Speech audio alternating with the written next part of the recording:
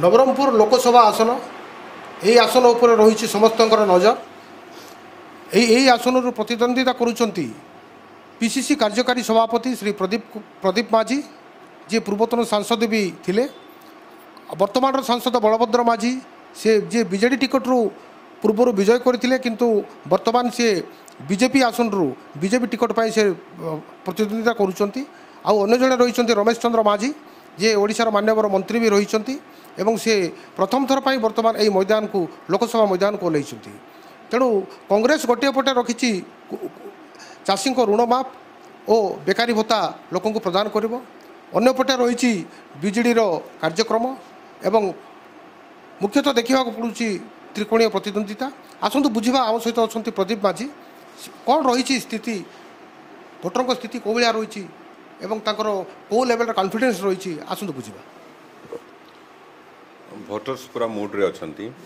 कांग्रेस दल को भोट देवाई विशेषकर नवरंगपुर लोकसभा निर्वाचन मंडल रे दीर्घ 5 वर्ष धरिकी आम जो लोकों लड़ाई कर संग्राम कर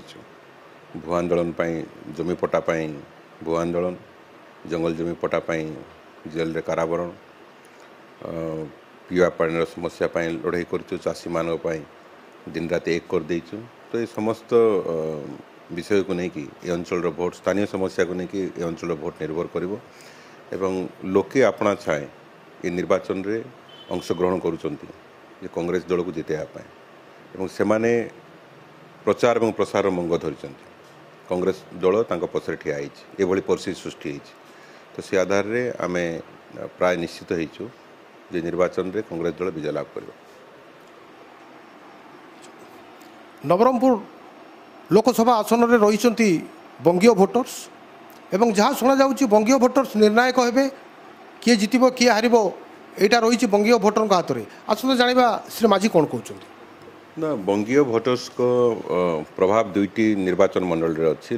विधानसभा निर्वाचन मंडल रे गोटे हूँ मालकानगिरी एवं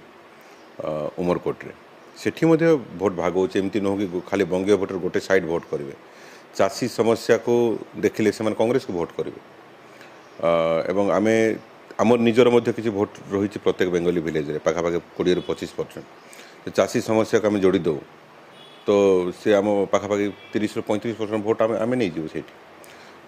तो आमर ये स्थानीय समस्या मुख्य साजिश किए निर्वाचन जीतब तत्संगे संगे चाषी ऋण छाड़ 2 लाख टंकार 2600 टंका धान क्विंटल ये गोटे बड़ मुद्दा हे और प्रत्येक गरीब परिवार को आम जो निष्पत्ति नहीं 6000 टंका प्रत्येक मासरे दिज्व एवं नवरंगपुर निर्वाचन मंडली लोकसभा निर्वाचन मंडली भारत वर्षर 10 कोटी अन्यतम गरीब निर्वाचन मंडल जो थी पाखापाखि 80 भाग गरीब परिवार ये लाभ पाइबे 6000 टंका प्रत्येक परिवार को जो मिल टंका तो ये आम गरीब लोक कही गरीब लोक या विश्वास नहीं कारण पूर्व दिन में कांग्रेस दल ये पदक्षेप बहुबार नहीं तो ताको आधार करके भोट हम एवं कांग्रेस एठा जीत।